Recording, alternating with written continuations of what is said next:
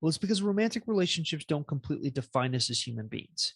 They are an important part of our lives, don't get me wrong. But for us to feel truly fulfilled as humans, we need to have other things in our life: goals, ambitions, dreams. What's yours? You'd be surprised at how often I ask that to my clients only to get the following response: well, I want to get married. And you know the most ironic part? Those that have actually achieved that relationship goal don't find it fulfilling at the end of their life. And I think it's because in a successful marriage, we grow together. We help each other achieve our ambitions outside of the relationship. The issue with living your entire life and revolving around a singular person is that it takes your ability to contribute to the world in a meaningful way away. So here's my theory. You've heard of my Trinity concept, right? Health, wealth, relationships, dividing your life up into these three specific categories and dedicating your time to filling each of these cups.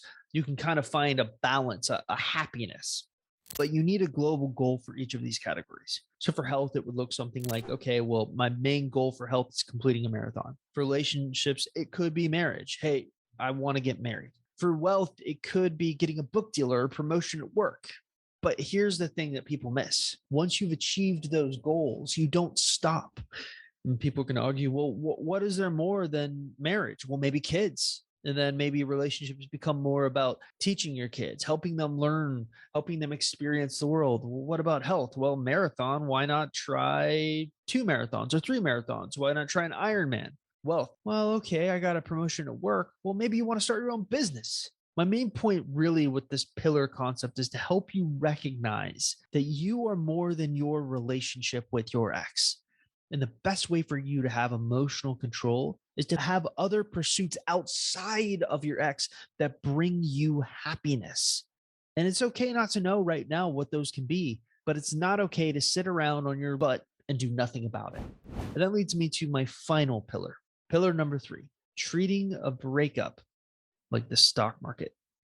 Every year, Warren Buffett, who I don't think he's the richest man in the world anymore, but he's among the richest men in the world, he holds a conference for the shareholders of Berkshire and Hathaway. He's the chairman of Berkshire and Hathaway, which is sort of like this, I don't know if it's like a holding company. It's just stocks, okay? Just associate with stocks. He basically allows shareholders to ask him questions. And to be honest with you, I've never actually watched a full event of him doing this because it's 5 hours long.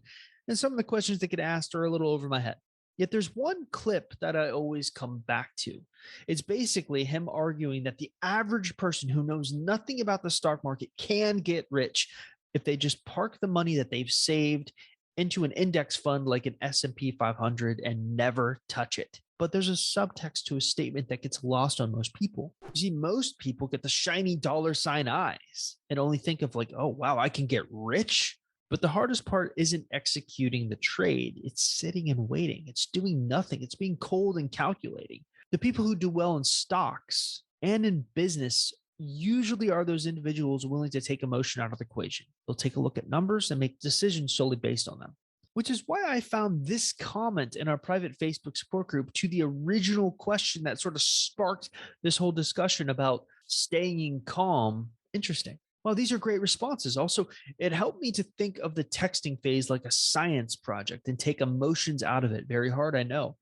If it worked, then it would be fantastic. And if not, at least I tried my best possible system to get him back. Well, it worked, wink face. Wishing you all the best on your journey. If you want to learn to stay calm when an ex ignores you, I think it's best to take this approach. Look at the silence for what it probably is: an avoidant ex who at some point will probably get back in touch with you. Combined with all the other techniques I've shown you, you'll find 2 things begin to happen. Your ex begins to take more of an interest in you. You begin to not really want your ex back anymore. To me, that's a win-win.